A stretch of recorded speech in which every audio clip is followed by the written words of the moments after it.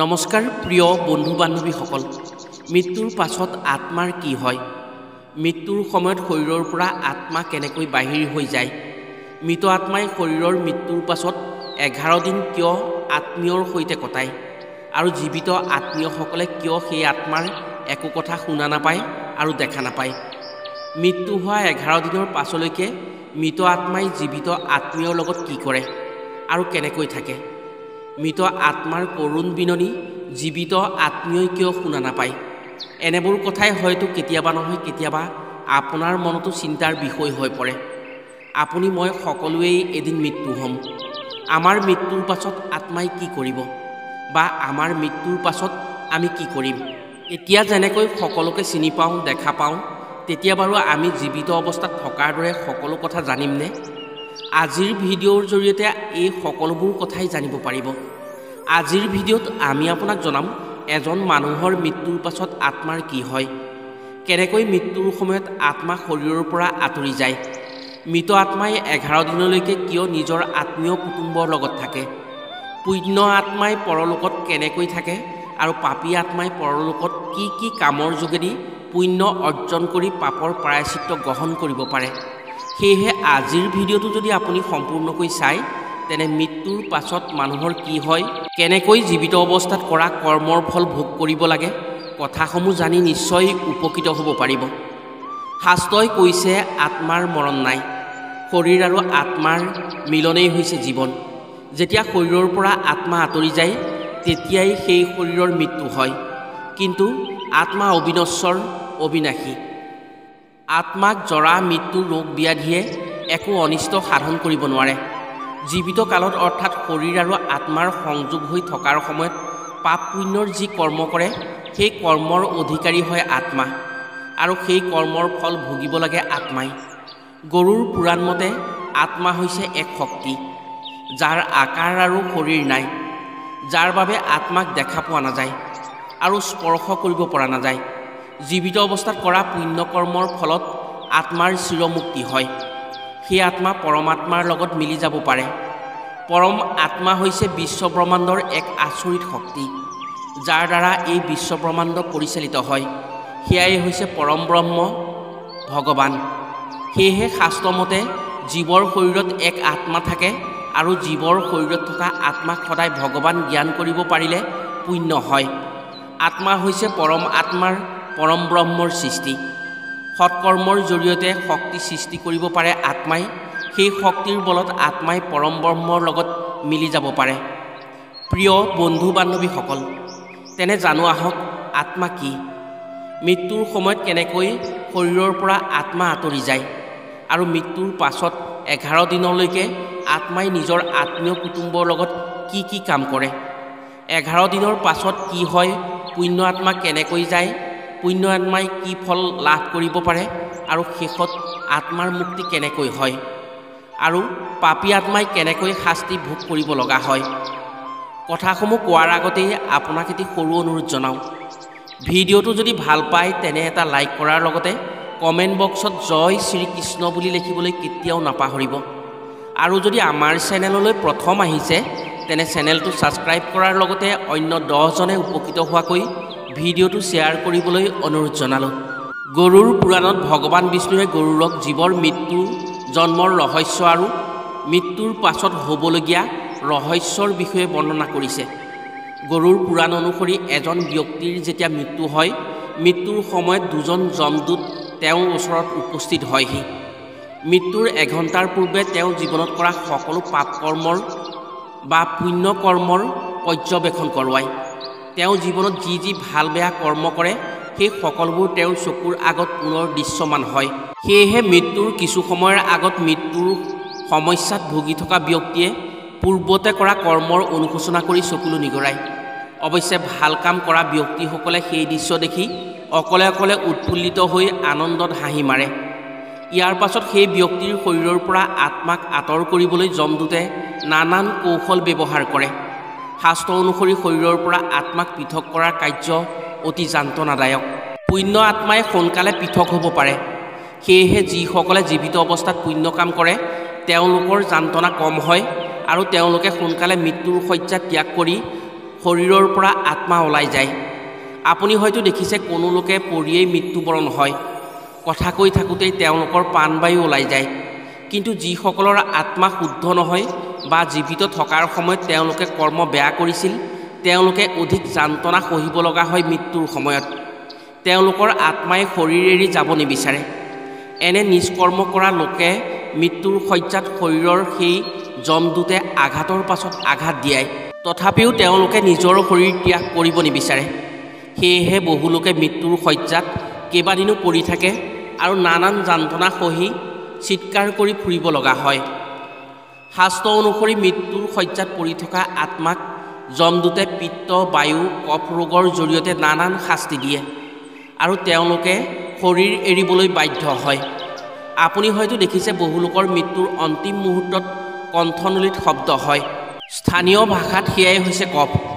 যেতিয়া শৰীৰৰ পৰা আত্মাৰ পৃথক হয়, তেতিয়াই এজন মানুহৰ মৃত্যু হয় আৰু মুহূৰ্ততে যমদূতে সেই আত্মাক ধৰি বান্ধি যমনগৰৰ দিশে লৈ যায় আৰু পোহৰৰ গতিৰে গৈ যমনগৰ পায়। তাত গৈ যমদূতে তেওঁ জীৱিত অৱস্থাত কৰা কৰ্মৰাজিৰ হিচাপ নিকাচ কৰায়। পুনৰ 24 ঘণ্টাৰ ভিতৰতে সেই আত্মাক নিজৰ আত্মীয় কুটুম্বৰ ওচৰত পুনৰ থৈ যায়হি। এই সময়ছোৱাৰ ভিতৰতেই জীৱিত আত্মীয়ই সেই মৃত শৰীৰৰ নিজৰ ধৰ্ম অনুসৰি মৃত শৰীৰৰ সৎকাৰ কৰে। হিন্দুসকলে ৰীতি নীতি নিয়ম নীতিৰ মাজেৰে শ্মশানত নি শৰীৰ জ্বলাই দিয়ে আৰু মুছলমানসকলে কবৰ দিয়ে। যেতিয়া যমলোকৰ পৰা আত্মা ঘূৰি আহি নিজৰ আত্মীয় কুটুম্বৰ ওচৰ পায়হি, তেতিয়াই আত্মীয় কুটুম্বৰ দুখ সুখ দেখি সেই আত্মা আচৰিত হয় আৰু তেওঁলোকৰ লগত কথা পাতিব বিচাৰে। আত্মীয় কুটুম্বক তেওঁলোকে কথাবোৰ ক'ব বিচাৰে। চিঞৰি চিঞৰি আত্মীয় কুটুম্বক তেওঁ যে তাতেই আছে এই কথা কয়। কিন্তু আত্মীয় কুটুম্বই তেওঁৰ কথা নুশুনে, তেওঁক নেদেখে। আত্মাই আত্মীয় কুটুম্বৰ সকলোৰে কথা শুনে আৰু সকলোকে দেখা পায়।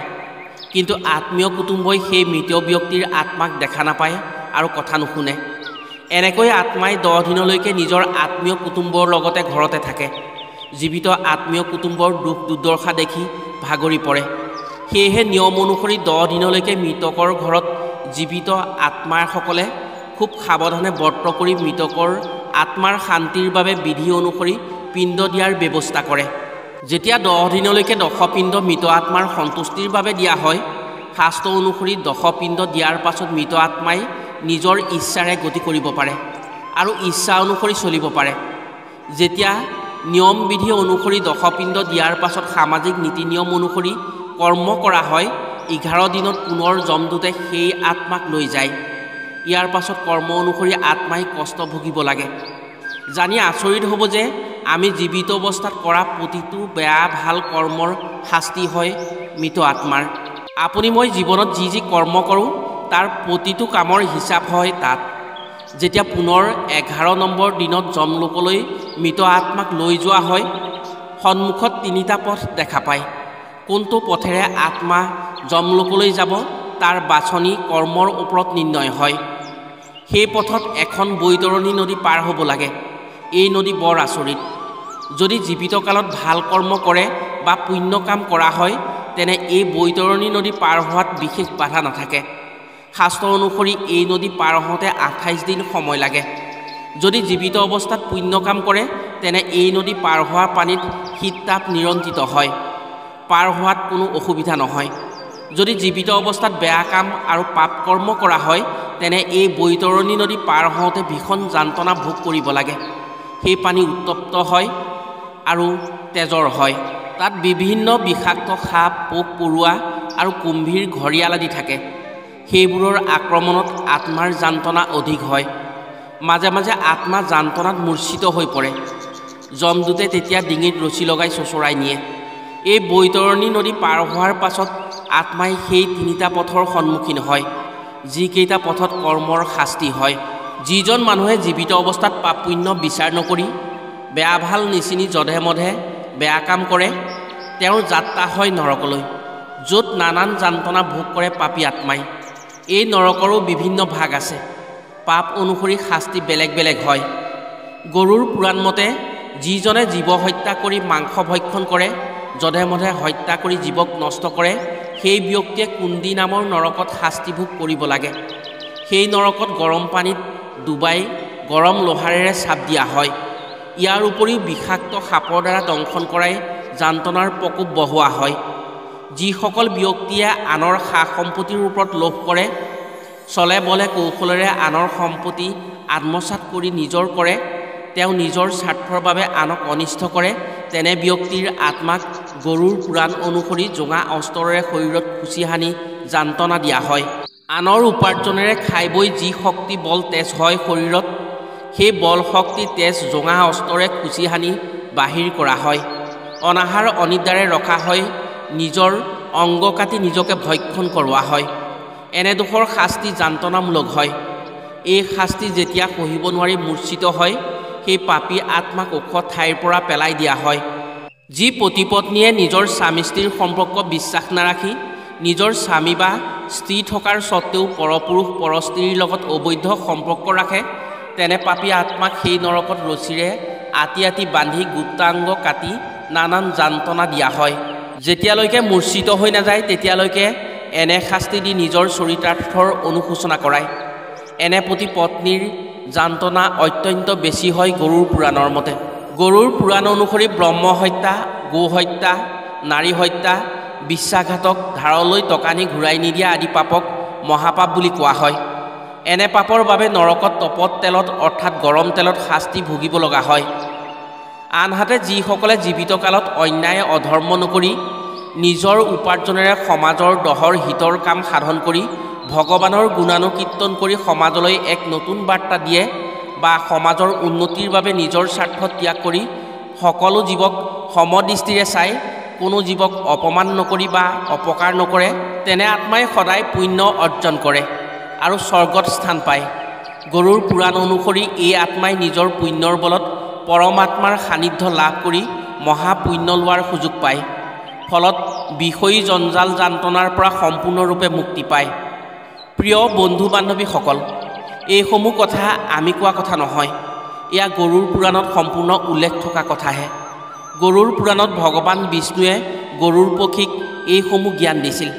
যদি আপোনাৰ বিশ্বাস নহয় তেনে গৰুৰ পুৰাণ অধ্যয়ন কৰি জানিব পাৰিব।